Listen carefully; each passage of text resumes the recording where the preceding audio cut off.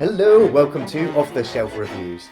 I'm actually Jason's biological father. And I'm Gary. And today we're going to review and discuss Friday the 13th, which came out in 1980, produced and directed by Sean S. Cunningham. Iain, why don't you give us the synopsis for Friday the 13th? Well, the story follows a group of teens that have been tasked with fixing up Camp Crystal Lake. Camp Crystal Lake has been closed for a number of years now after a boy drowned in the lake and some counselors were murdered. Since then, the camp has been sabotaged to be kept closed, but now the teens are going to try and bring it back to life. But someone out there is going to stop them. You know, this film in itself, even the setup for this film is a clone. It's a rip-off. Yeah. You know, Halloween, John Carpenter's Halloween had recently just come out, and Sean Cunningham saw that film and the success that it was making, and he literally got hold of the Hollywood studios and just went, we're going to rip that off. You know, and he was blazing and honest about it. He was like, we're going to rip that off. We're going to take what John Carpenter's done, regurgitate it. Plus, I've got this genius idea to call it Friday the 13th. What's the script? Don't have one. Just this title. And he put on the top of the title from the producers of The Last House on the Left, because Sean S. Cunningham had worked with Wes Craven previous, and the most terrifying movie you'll ever see. And studios and audiences were like, ooh, what's that? We want to see this. And so Sean Cunningham was like, well, shit, best get the script done. And he worked with Victor Miller, who he would work with on quite a few projects. I think Victor Miller would actually continue working on the franchise. Yeah. Now, there was also another script writer who was uncredited that also was brought in to do some extra touch-ups on the script. Yeah. But the studio just wanted a cast of unknowns that were cheap, and they gave him the money. And this is the result. And it's now one of the most iconic horror films in the horror genre. Yes. Yeah. And this film doesn't even have the iconic killer. Who are you? What are you doing? Hey, now cut that out right now. That's not funny. But we'll get into that. Yeah. The beauty of this film I found right from the start is the setting, that camp. You know, that slice of, well, I was going to say slice of American history, but I think it's for all of us, you know, growing up in the 80s at least, your family would send you off to some camp somewhere for 6 weeks with fucking dodgy Dave from down the road and his car full of kids. But you know, in America, it was like a big thing. You know, they'd been doing it for years. You'd be sending your kids away for a number of weeks to camps. They'd learn archery. They'd learn to canoe. They'd learn, you know, American history and build totem poles and have sex and do drugs and drink, all these things underage. And, you know, that was the main thing of Friday the 13th I always found when I was growing up was there's a bunch of teens. They're going to go out and do some naughty things. And this person's going to murder them. And it's right at the start with this movie. You've got that beautiful setting, like I said, with the camp, the full moon. The first person view in this film. I know it would come up in the later sequels, but yeah, we're not going into that. With this Friday the 13th, the first person view really sets it up. Obviously, stolen from John Carpenter. But if you're going to imitate somebody, you might as well imitate one of the greats. You know? And then you get the two teens playing fucking Michael Rowed the Boat Ashore. You know, we're all singing, we're all dancing. Got to remember, you know, no mobile phones, no internet, you know, no video games. They've just got a guitar and they're good spirits. But these two teens, they're going to sneak off. Somebody there.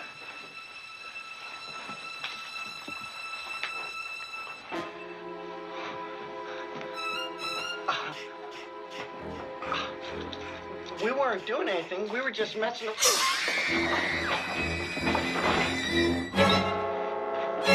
This would obviously go to establish, Yeah. you know, along with, like I said, Halloween, establish one of the rules. Don't wander off on your own at night to have sex because, well, this happens.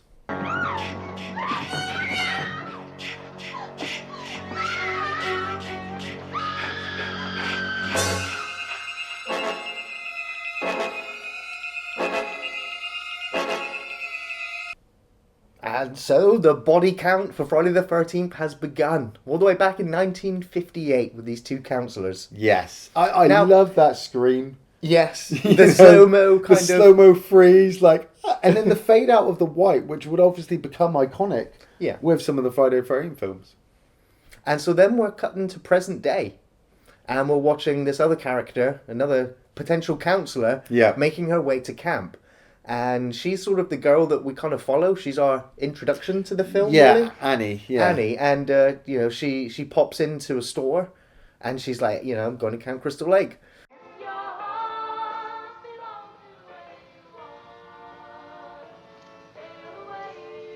What is it, Enos? About 20 miles? About that. Camp Mud. They're opening that place again?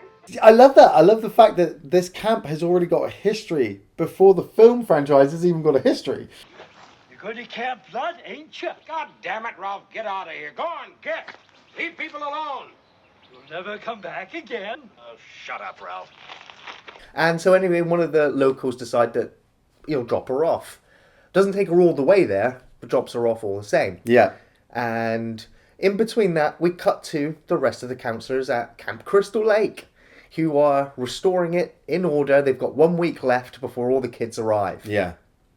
And we see a fresh-faced Kevin Bacon Yep. among the group. And when I saw him, I've seen this film a billion times. I know Kevin Bacon's in it. But I felt like, it's the fact that we always rip on horror movies, don't we? Whenever they're really bad, we rip on them and you never see some of those actors ever again. But some of them really go off to make a brilliant career. Jamie Lee Curtis, Kevin Bacon. What was the name of that guy from Hellraiser? Hellworld. Oh no, I was thinking Nightmare on Elm Street's Johnny Depp. It's Johnny Depp. Yeah, exactly. And I Yeah. was just like, this is another one of those film franchises where Kevin Bacon's character is, like you said, they hired fresh-faced nobodies. People who were aspiring actors but wouldn't have to be paid that much. They really come across really well as the teens. The messing around, larking on the lake, having the little jokes. You've got Jack, and you've got Neddy, and you've got Brenda, and you've got Annie and Alice. But at this stage, even though you've seen the film maybe a billion times, watching it fresh face as well, all of them have the potential to be a hero, and all of them have the potential to just be fucking cannon fodder at this stage. At this stage, I was just like, you know what? They're all likable. Yeah. And they all feel natural. And so I was like, this is something that this series, for the most part, has done very well, having likable characters, so that when the deaths start piling up, you're kind of worried for them. Yeah. And if this is the first time you've ever watched the film, you really don't know who's going to survive. Odds are, it'll be a girl. Well, you don't know that at this stage, but No. I mean, tradition. Texas Chainsaw. This film Halloween. kind of sets it up. Well, yeah, Halloween, Alien, Texas Chainsaw. Yeah, but Last House on the Left. Well, I suppose their parents survived that as well. What's really good as well is that most of the teens have turned up at the camp. And like I said, the camp is an actual real place. Nobi Bosco Boys Camp, it was still active today. So, it's not like it's just a thrown up cardboard set. Those are actual cabins they can go to. All of the things that they're messing around was on location, I'm assuming, Yes, yeah. so that they could use it. And it's the same thing when it comes to the woods. When you see the teens running around the woods, and I'm talking about Annie in this first one. She's already been dropped off at the junction to head to the camp, and then along the way she's been picked up by somebody else, and we see the first person view again. So we're like, we know who this is, but we don't know who this is, and she escapes from the killer because she realizes something's up, and then she runs into the woods, and you get that. I mean, I don't know what kind of musical instrument it is they're using for the familiar Friday the 13th soundtrack, and the going on in the background. No. You did it wrong, Ian. What? It's something that most people actually perceive the soundtrack as Okay. but it's Ah.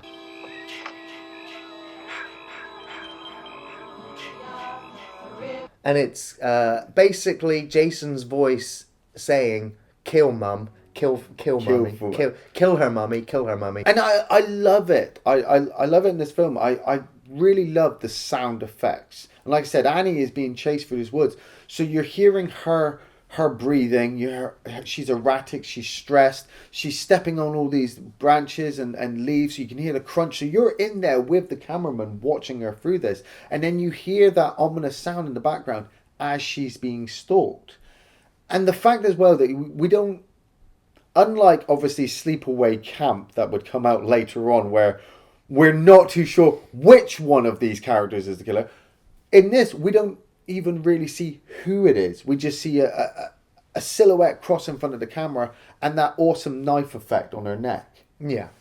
Tom Savini, the name, the man, the legend, cutting his teeth on Friday the 13th. Yeah, okay, he'd already done Dawn of the Dead, which, the effects in that, comparing them to Friday the 13th, the Friday the 13th effects are just a little bit sharper. Not as gory, or not as... there's not many body parts pouring out of organs like in Dawn of the Dead, but he really honed his craft and he really wanted, again, to do something that was realistic. Yes. He said if, with his history of Vietnam War photography, where any of the wounds that he saw, he emulated in his craft.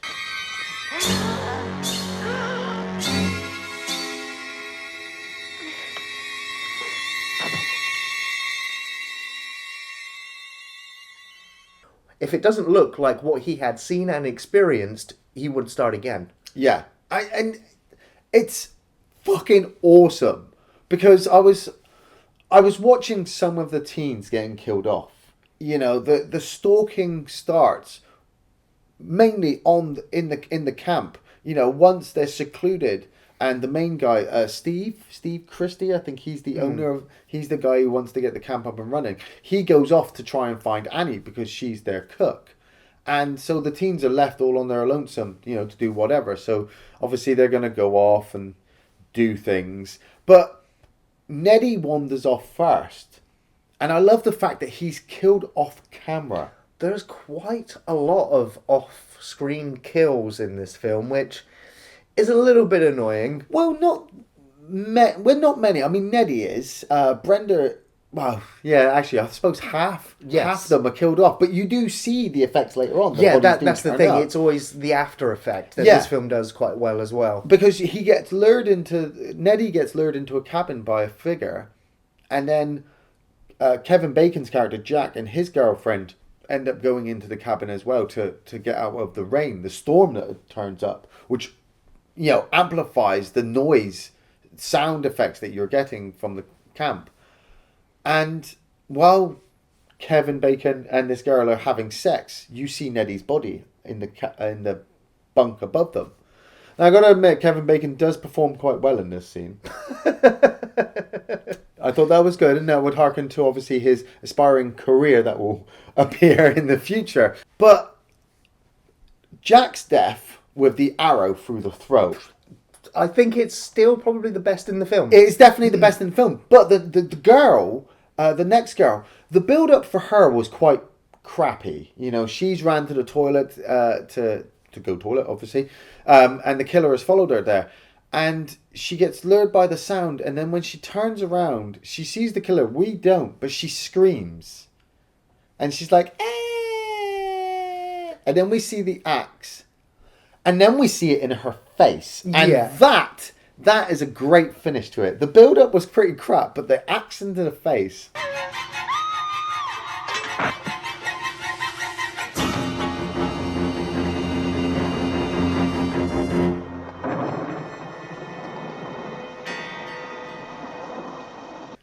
Great effect. Yeah. I just... part of me just wants to see the axe go into the face.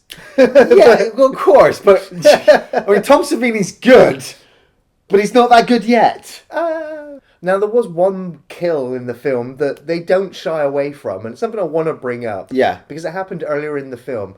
But there was a snake in one of the cabins. And so, this scene served as a way of telling the audience that all of these teens can work together and handle a crisis with a machete. Yeah. And they take that machete to the snake and they chop it to pieces.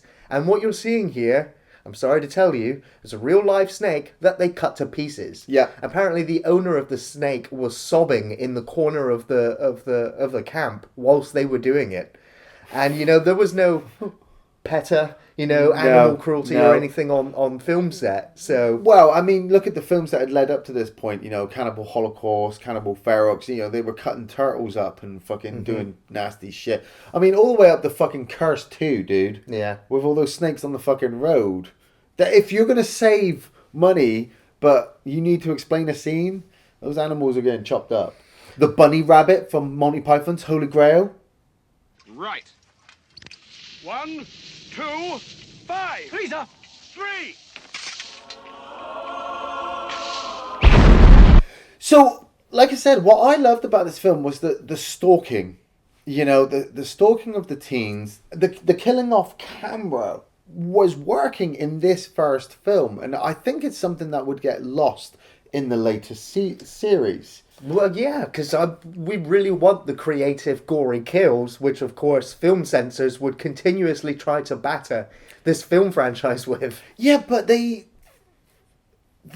think this film franchise works better with the sudden impact of the kill and the not seeing the killer, because as the series would go on, I mean, I don't want to go too deep into it, but obviously in this movie it's not Jason Voorhees who is the killer. Jason Voorhees is obviously the Jason Voorhees is dead. Yeah, Jason Voorhees died as a little boy, drowned in the lake, and he's just not in this film. But in the later season, obviously, he would become the poster boy for the Friday the 13th series. But I think it got a little bit too much when you could blatantly see Jason on camera walking towards you. The team would be like, ah! Yeah, that's what we wanted. That's really what we wanted. That's what everybody wanted as this franchise continued. Yeah, well, okay, yes, maybe it is something that we wanted. We didn't get it properly, It's not though. what the writer and director of this film wanted. No, because and I think that's what really works for this film, because it worked for, like we said, it worked for Halloween, it worked for John Carpenter, and they're blatantly ripping this off. So it's working for them, us not knowing who the killer is until we're down to the last 3 teens. Brenda has wandered off as well. Strip Monopoly. I think I'd like to play Strip Monopoly at some point. Obviously not with you. That's good. But Brenda, one of the counsellors, has decided that she's going to go back to her cabin, and very Evil Dead-esque when she gets back there. Yeah. And you hear the, help me, help me. And she's lured outside, and like I said, you've got the noise of the cabin, the noise of the rain, the thunder, this voice. I mean, it was partially unbelievable that she would be lured so far from her cabin. But then ending up on the archery range that we'd seen established earlier in the movie. And I think she's the same girl who has the jump scare at the beginning, where the arrow flies next to her leg. And somebody flicks on the lights, and she stood there, and she's like, who is there? And then we hear her scream, and you're like, yeah, that bitch is dead. Oh, yeah. That's another one. Yeah. And we're left with Alice and Bill. Now, I think Bill's got a thing for Alice. Yeah. But Alice has unresolved things with Steve. Yeah. So they've got a close relationship going on. But the power goes out, and obviously they're worried that Nettie, Marcy, Jack, and Brenda have not returned. So Bill decides to head off to the generator to get it restarted again.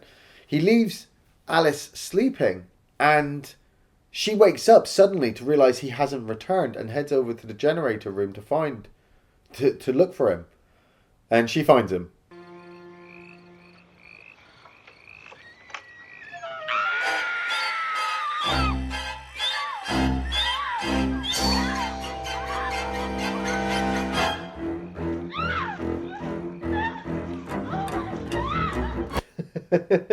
It's one of my favourite reveals of a death in the film. Yeah. Where he's just all those arrows stuck in him as the door comes back open. It would start the trademark of the one lone teen running around and finding all the bodies really well placed in their path. It's screaming and getting more terrified and panicking as it's happening. Yeah. I do laugh though when you see him sort of on the back of the door. You can see his eye twitching. Yeah. And that's because he was having a reaction to the glue and everything else that was keeping him up there. Yeah. I think it's the same with Annie as well in the car. And you can see her body in the Jeep that I'm like, I think I could still see her partially breathing.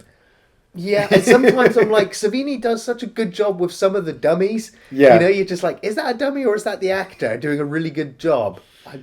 Yeah. But we're building up to the big reveal of the film.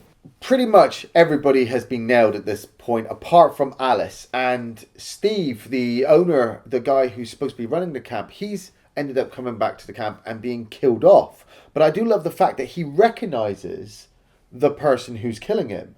So you're like, so it's somebody well known. And the film has been giving you kind of plot drops and hints throughout the film about the history of Camp Crystal Lake, about the boy who died, the teens that were killed, the fact that they've tried to reopen it about 3 times and there's been a fire and there's been poisoned water. So I was thinking about this and thinking, well, whoever is doing that must be closely connected to the camp and must live nearby and constantly keep getting employed by whoever wants to start up the camp. And we're revealed Miss Pamela Voorhees, played by Betsy Palmer. She's definitely up there with like the Heather Langenkamps, you know, and any and what I mean is any female actresses from horror movies, Jamie Lee Curtis and all that. She's iconic, Betsy Palmer. Sure. That blue jumper. Yeah. You see. But I have to point out that I felt Alice was a bit of a dumb bitch before this bit. The propping of the door.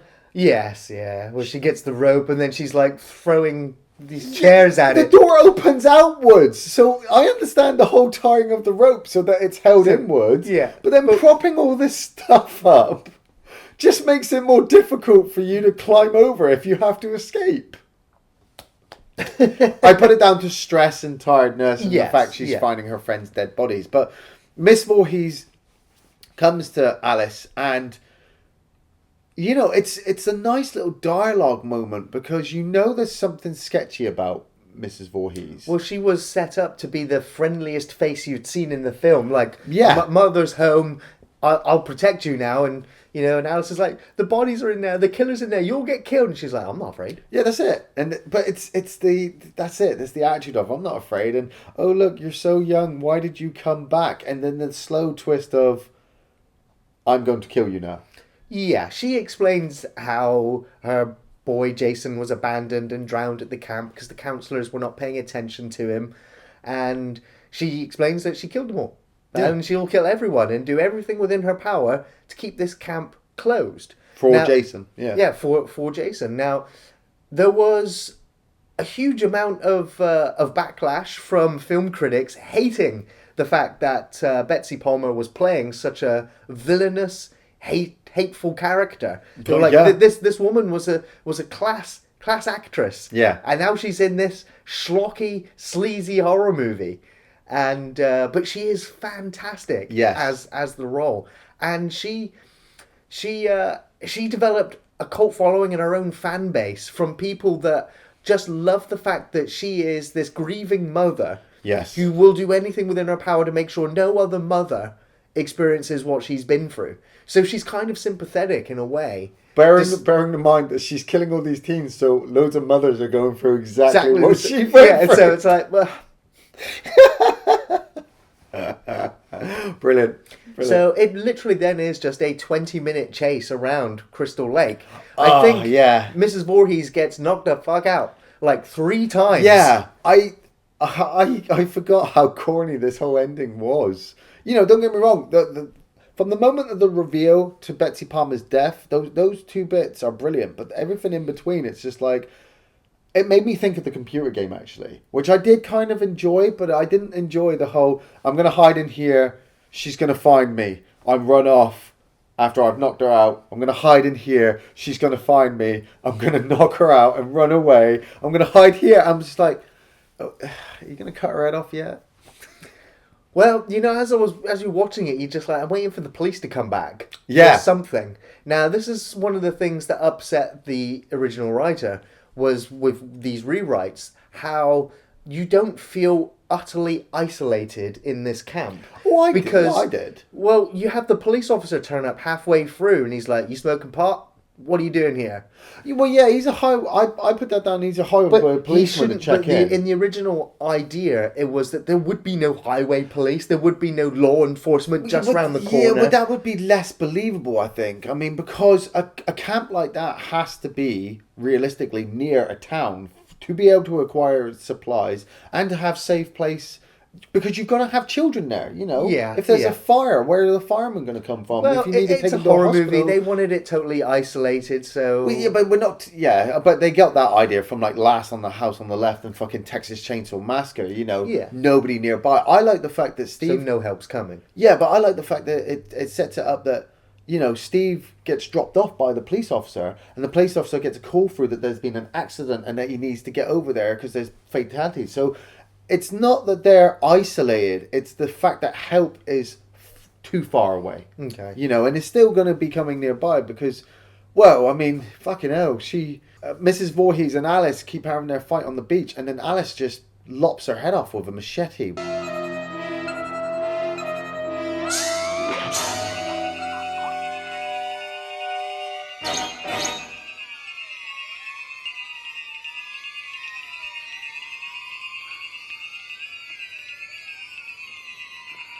Which I was like, you know, is this one of the first females to actually kill the killer at the end? Well... I mean, well, Laurie didn't do it in Halloween. And fucking... Well, if we go from the way the franchise went, Laurie partially did it at the end of Halloween 2, but he resurrected himself through fucking magic. You know, the girl at the end of Texas Chainsaw Massacre, she didn't do it. But Wes Craven's family killed off the killers in Last House on the Left. But Alice chops off Mrs. Voorhees' head, which will become a vital story moment in the later movies, and decides to get into a canoe and roll out into the middle of the lake. Now, I only put that down to the fact that she was worried that there might be other killers. But did she? Yeah, did she? Or did she just wait there until the police turned up? Well, because it's a dream sequence? No, but the police officer says, "We pulled you out from the lake." You know, so she was actually in the lake. So I was thinking this, and this is me spitballing after seeing Friday the 13th one hundreds of times, and this is the first time watching it for a review, that maybe Jason has always been alive. Hear me out. What if Jason drowned? Drowned to the bottom of the lake, but his mother got his body, but Jason was kind of dead, you know, like Pet Sematary fucking dead. And he actually enjoyed going back into the lake in this first movie. And her killing these teens kept him appeased that he wouldn't come out of the lake. But then after seeing his mother die and seeing and one teen surviving, Jason then takes it upon himself to come out of the lake to keep up his mother's work.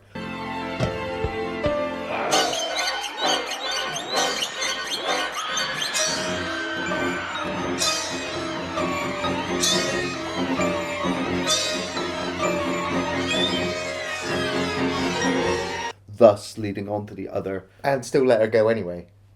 Well, And then come back when he's a grown man. Well, yeah, he's only a little boy, so maybe he lost grip of her As soon as you water. start considering the sequels to this yeah, film, yeah. you're just like, what the fuck did they do? What? I mean, this is why Tom Savini didn't return, Cunningham didn't return. They, you know, the studio, within 4 months of this film coming out and being a huge success, they were like, sequel? Yeah, like, that's it. your Friday the 13th is spawning imitators in of itself. Yeah. And so it's an imitation of an imitation Yes, of an imitation of and an so imitation, on. yeah. And so, and even Cunningham was like, you know what, all these imitators, they're just copying my mistakes. But no, there's like, all of my characters are dead. Like, you've got one character left alive. How do you make a sequel? And the studio were like, about Jason. You left him in the bottom of the lake. And it's like, what? And so yeah, they come, and obviously Jason would become, and you know, you're glad that they did. You're glad that the studio kind of interfered at this point. It's like, it's a juggle, isn't it? It's such Yeah. a classic movie, but did they ruin it with sequels? Because they say that Jason never drowned, that he kind of washed up and lived in a shack somewhere for 30 plus years. And you're like, that's harder to swallow than your idea of him just being a lake entity spirit. Yeah, well, maybe mutated. Maybe radiation in the lake. Well, that was the other thing, is that in the original script, he wasn't a deformed boy. He was just odd. And so even Betsy Palmer was like, what have you done? Why is my boy a... And, you know, Savini called him the Mongoloid. Yeah. And then they decided to continue working on that, because they were like, well, if he's been in this lake all this time, let's do this to him. Yeah. But I know you always just remember him as being deformed. Yeah. But, yeah, you know, this film's shock jump ending was... that for me is partially what actually makes this film work. And now a lot of films have the jump scare at the end that fail. Yeah. Or, you know, it's a monster movie and then there's an egg at the end of the film. Yeah. You know, the creators of this were inspired by Stephen King's Carrie. Nice. Which has the graveyard Yes. hand reach out jump, and they were like, let's copy that. And of course, it worked incredibly well. Everyone jumped out of their seats the first time seeing this film back in 1980. The great effect on that little boy. And a great effect. And so, you know, people were terrified. You know, it's like... And so you could easily see why people wanted to come back and see a second film, knowing that Jason's still there. Yes. I've really just got the one favourite scene. Well, maybe two. It is basically all comes at the end. Yeah. You know, I'll say for best kill, Kevin Bacon's arrow through the neck. Nice, yeah. Which again was a happy accident, because the blood hose mechanism that was meant to pump the blood out had completely separated. And so they put the arrow through and there was no blood. Oh. And so there was Tom Savini plus another makeup person plus another person that was doing the hands of Betsy plus Kevin Bacon underneath there as well. He managed to grab hold of the pipe and blow so that the blood shot up through where it was supposed to go. So actually turned out better than I think if the pump had just done the blood. But yeah, great kill. Mrs. Voorhees getting decapitated. And again, you know, it's not Mrs. Voorhees' hands. Yeah, those are man hands. Those are man hands. Those are man hands. But yeah, the ending on the boat, you know, Jason jumping out of the water at the end is just fantastic. Just, you know, you've had that calm, serene piece of music, and you're just like, the filmmaker's done everything to tell you it's over. It looks so beautiful as well. The lake, the boat, the trees, everything just looks so beautiful. And then blah! Yeah, just great. And so, you know, last favourite scene really is all the music in the film is amazing. You know, it's very simple, but it's so effective. And I just love how the music does change depending on whether it's Mrs. Voorhees, the unknown killer, the kids just wandering through the camp, or the actual piece of music all the way up to her decapitation. It's just great music. I've got a few favourite scenes. I really love the girl dying at the beginning. You know, you saw the boy get kind of stabbed and then him fall, and you see that bit of blood, but with her, the scream, the still image, and then the white fade out. As soon as I saw Friday Frame smash through that glass, I shit you not, my fucking mind montaged Jason Voorhees throughout fucking 10 movies or more. Yeah, you know, but from that first bit, you know, from that her first death and that scene, just a legacy of fucking Friday Frames. Absolute brilliant. I love that jump scare with the bow and arrow, and I wasn't actually expecting it, and then I was just like, wow, Friday Frames with jump scares, and one that I forgot about. That's nice and refreshing. Kevin Bacon getting killed, still absolutely brilliant, and like I said, the girl with the axe to the face. Even though the build up wasn't very good, I mean, it's Friday Frames 80s. What you gonna do? The overall effect with her with the axe in the face, it looks fucking astounding. Alice finding Bill, you know, just him nailed to the wall, and the fact that it's been built up throughout the whole night with the rain, and you've been seeing people get killed off here and there, but you know, nothing concrete, and then you're left with Alice all on her own. And yeah, she does have that dumb little bit in the fucking cabin, but I put it down to stress, but it is still dumb, you know. And Betsy Palmer decapitate, just watching her head come off. It's brilliant. Absolutely brilliant. I easily recommend Friday the 13th Part 1. You know, this is the horror genre moving into the mainstream. You know, after the films like Alien and Halloween, these films did amazing amounts of money. And this was pre-internet, pre-VHS tape, you know, so you couldn't get these movies at home. You had to go to the theatre. And these films were offering something different. It kind of rejuvenated the horror genre, took it in a realistic, bloody, gory kind of direction, Yeah. and made you scared. The film has aged really well. You know, you'd be I was surprised. surprised, yeah. And of course, this film started a legacy and eventually would create an icon of the modern horror genre. And you know, the Friday the 13th movie series is kind of on hiatus at the moment. The success of the video game, which came out 2017, Yeah. has kind of again shown a little bit more interest into the film studios about making more Jason movies, because there's still an audience for it. We still want more Jason Voorhees. Yeah, yeah. I definitely recommend this first movie. Say what you want about the series itself. This first one is amazing. Everything really, really works. The sound, the lighting, the editing, the setting, the actors, the script, the kills, the effects. Everything just really, really works. You know, it's like I said, say what you want about the series. You probably got all your favorites. But if you're a Friday the 13th fan, you love the first one. The boy. Is he dead too? Who? The boy, Jason. Ma'am, we didn't find any boy. Then he's still there. Thanks for watching Off the Shelf Reviews.